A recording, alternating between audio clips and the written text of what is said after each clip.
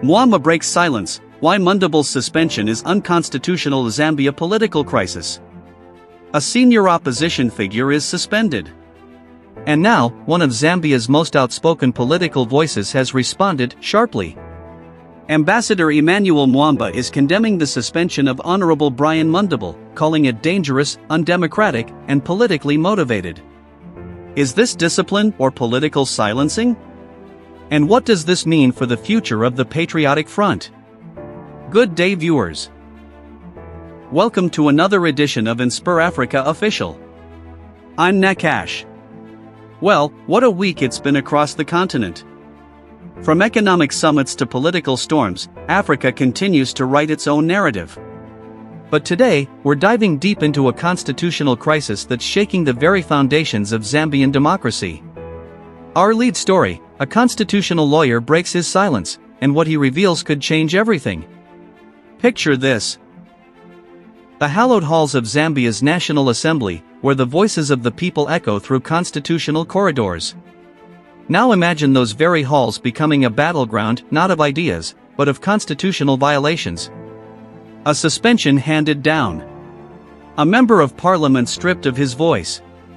The ruling party wielding the gavel like a weapon.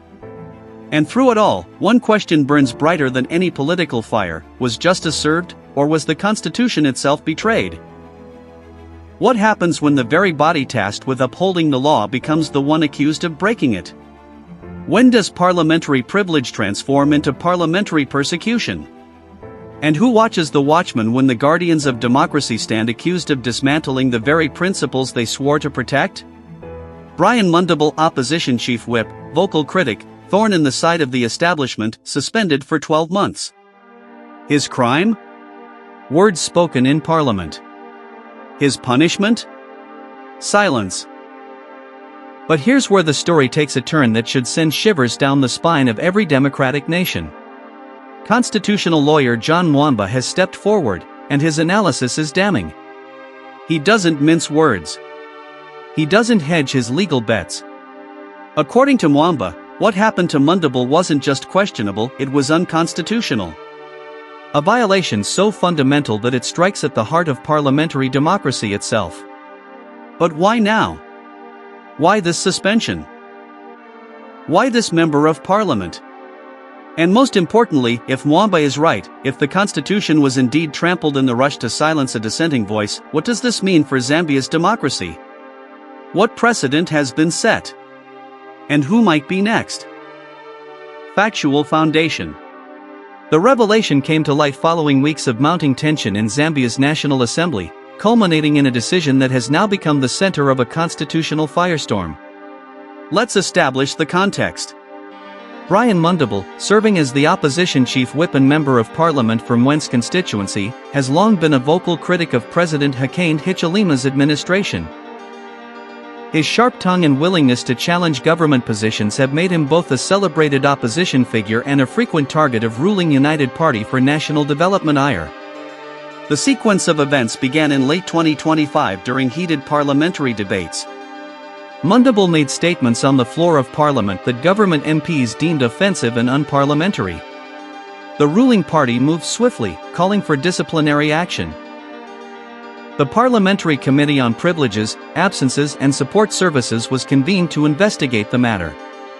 On December 18, 2025, the committee presented its findings to the National Assembly. The recommendation was severe: a 12-month suspension for Mundubile, effectively silencing him until late 2026. The motion was put to a vote, and with the UPND's parliamentary majority, it passed. Brian Mundubile was suspended, his seat left empty, his constituents left without representation. But even as the gavel came down, questions began to emerge. Opposition members cried foul, calling it political persecution. Civil society organizations expressed concern about the precedent being set. And then, constitutional lawyer John Mwamba entered the conversation with an analysis that would reframe the entire debate. Mwamba didn't just question the suspension. He systematically dismantled its constitutional foundations, arguing that multiple provisions of Zambia's supreme law had been violated in the process. Direct evidence. John Mwamba's statement was comprehensive, methodical, and unequivocal. Speaking to media outlets and in a detailed legal brief, the constitutional lawyer laid out his case with the precision of a surgeon and the passion of a defender of democratic principles. What we have witnessed, Mwamba began, is not the proper exercise of parliamentary privilege, but rather its abuse. Article 63 of our Constitution is very clear about parliamentary privilege and immunities. Members of Parliament enjoy freedom of speech in the National Assembly. This isn't just a courtesy, it's a constitutional guarantee designed to protect robust democratic debate. He continued, his voice carrying the weight of legal authority. The question we must ask ourselves is this: can Parliament suspend a member for 12 months based on words spoken in the course of parliamentary proceedings? My answer, based on a careful reading of our Constitution, is an emphatic no. When pressed by journalists about the specific constitutional violations, Mwamba was equally forthright. Let's look at Article 69 of the Constitution. It provides the grounds for vacation of a seat in the National Assembly. These grounds are exhaustive. They include things like death, resignation, dissolution of Parliament, and so on.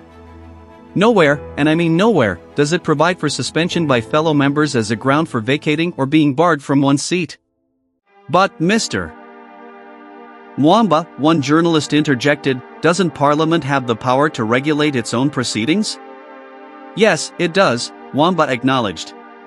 Article 84 gives the National Assembly the power to regulate its own procedure. But, and this is crucial, that power must be exercised within constitutional limits.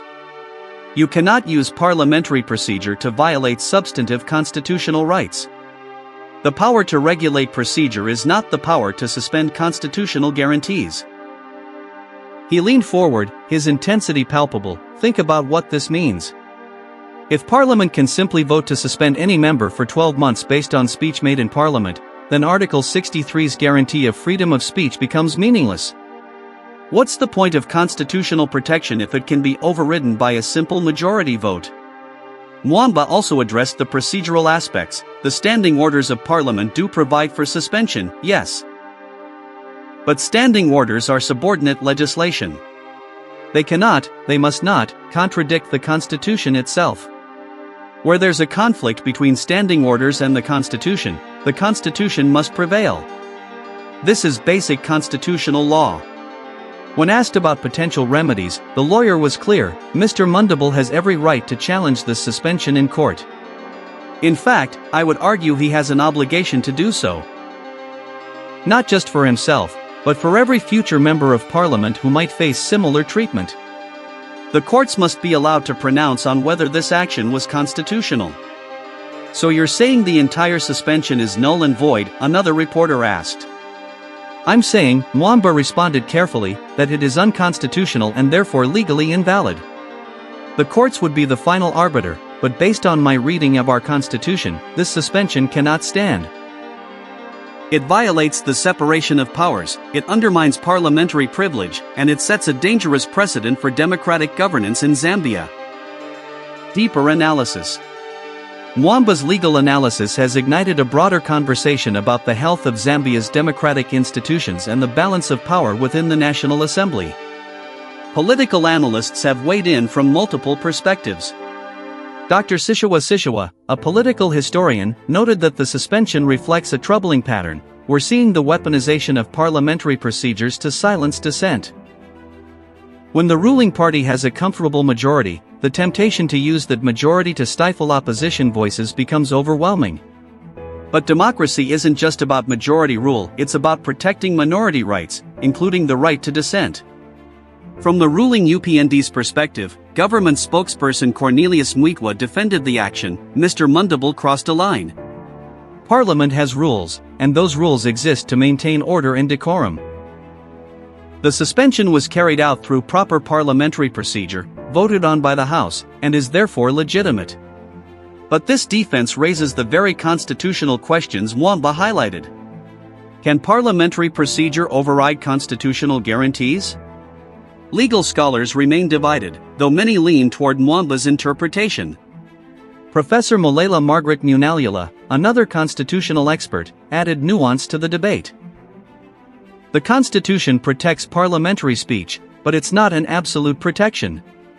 Members can still face consequences for, say, revealing state secrets or inciting violence. The question is whether the threshold was met in Mundubile's case, and whether a 12-month suspension is proportionate even if some disciplinary action was warranted. The opposition Patriotic Front has seized on Mwamba's analysis as vindication. PF Secretary General Raphael Nakasinda stated, "We've been saying from day one that this suspension was unconstitutional. Now a respected constitutional lawyer has confirmed our position. This government is showing authoritarian tendencies, using its parliamentary majority to crush dissent." Civil society organizations, including the Law Association of Zambia and various governance watchdogs, have called for the matter to be resolved through the courts. They argue that allowing such suspensions to stand without judicial review would fundamentally alter the balance of power in Zambian democracy. There's also the question of constituency representation. The people of Mwamba selected Brian Mundubile to represent them in parliament. By suspending him for 12 months, have they been effectively disenfranchised? Does Parliament have the power to override the electoral choice of citizens? Some constitutional experts point to international precedents. In Westminster parliamentary systems, which Zambia's system resembles, suspensions do occur, but they're typically measured in days or weeks, not months. A 12-month suspension is virtually unprecedented and raises questions about proportionality and due process. The ambiguities are significant. The Constitution protects parliamentary speech but doesn't explicitly address disciplinary measures. The standing orders provide for suspension but may conflict with constitutional provisions. The courts have yet to rule definitively on where the line should be drawn. What's clear is that this case has exposed a constitutional gray area that desperately needs clarification. Whether that clarification comes through judicial review, constitutional amendment, or reform of parliamentary standing orders remains to be seen. But the larger concern transcends Mundubile's individual case. If Parliament can suspend opposition members at will, what safeguards exist against majority tyranny? How do we ensure that robust democratic debate, sometimes heated, sometimes uncomfortable, can continue without fear of retribution? And who protects the Constitution when the very institution meant to uphold it stands accused of violating it? These are questions that go to the heart of Zambian democracy, and they deserve answers that are equally fundamental. Grounded in constitutional law, democratic principle, and respect for the rule of law. Thank you so much for watching this edition of InspirAfrica Official. This is a developing story, and we'll continue to monitor it closely as it potentially moves through the courts and as more legal voices weigh in on the constitutional questions at stake. What do you think? Was Mundubile's suspension a legitimate exercise of parliamentary authority, or an unconstitutional overreach? Does Mwamba's legal analysis hold water, or are there counter-arguments we should consider? Drop your thoughts in the comments below. Let's have a respectful but robust conversation about democracy, constitutionalism, and the limits of parliamentary power. We'll be back tomorrow with more stories from across the continent, stories of resilience, controversy, progress, and the ongoing struggle to build democratic institutions that serve all people, not just the powerful. Until then, stay informed, stay engaged, and keep asking the difficult questions. This is Nakash, signing off. Take care.